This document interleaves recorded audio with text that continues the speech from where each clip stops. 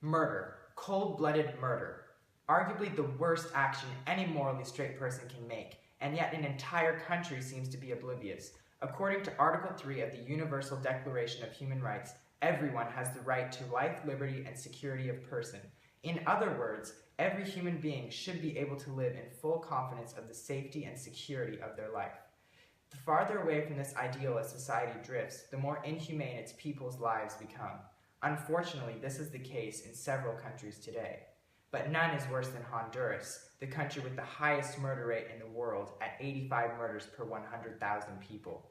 In August 2013, the United States Embassy reported that 15-year-old Jose Eduardo Aguilera Gonzalez was beaten to death by security forces after police suspected that he, a child, was guilty for the murder of a police officer. No questioning, no trial, just suspicion and unfair social profiling. After several unsuccessful military coups during the middle 20th century, Honduras experienced a period of increased militarization during the 1980s.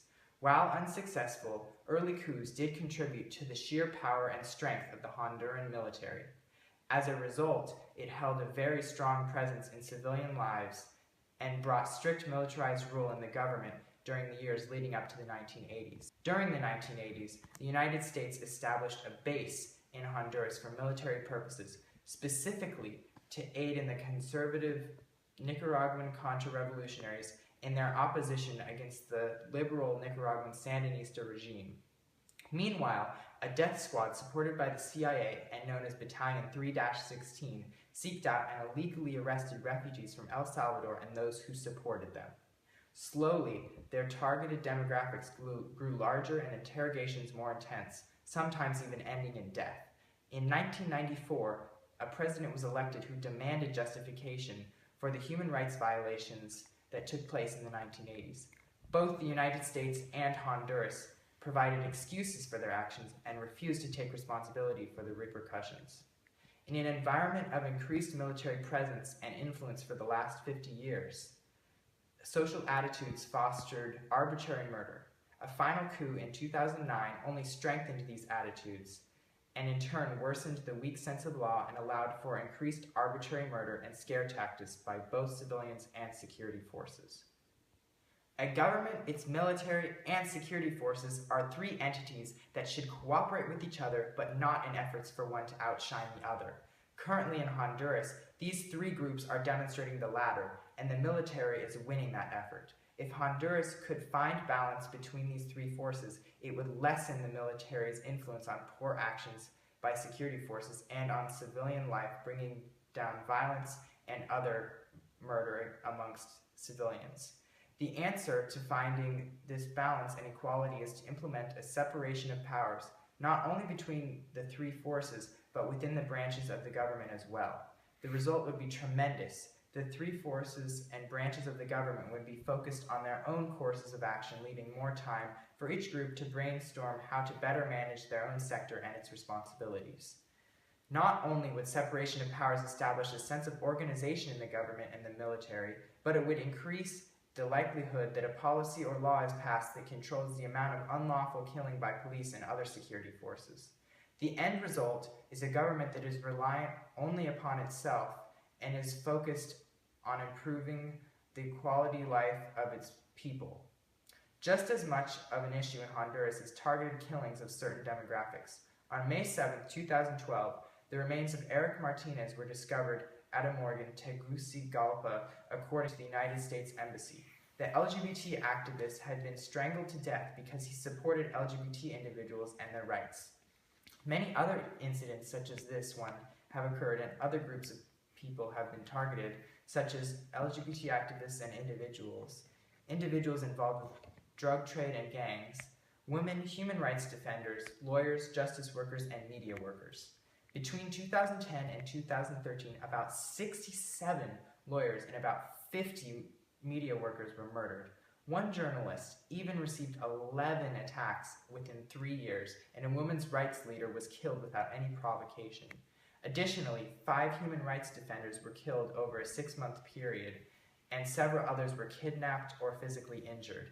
Finally, gangs kill those who stand in the way of their motives.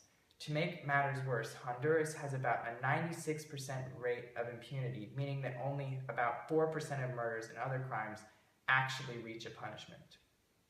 Being able to monitor the actions of police officers and other security forces would ensure that they are actually doing their job of enforcing the law and protecting the lives of the Honduran people. Because individuals involved in these security forces would understand the fact that their every action would be watched, they would act with more respect towards protecting and serving the people afflicted by violence. In turn, some of the violence and unlawful killing would disappear because security forces would no longer be participating in these acts. This would also force these individuals to focus on their job in serving the national government and its people. Finally, finding stability is an issue that faces Honduras in many aspects. One of these is that the government is unstable itself from not functioning on its own. In the past 50 years, it has made efforts to exist as a democracy and act as a large part of people's security and safety, but it has been unsuccessful.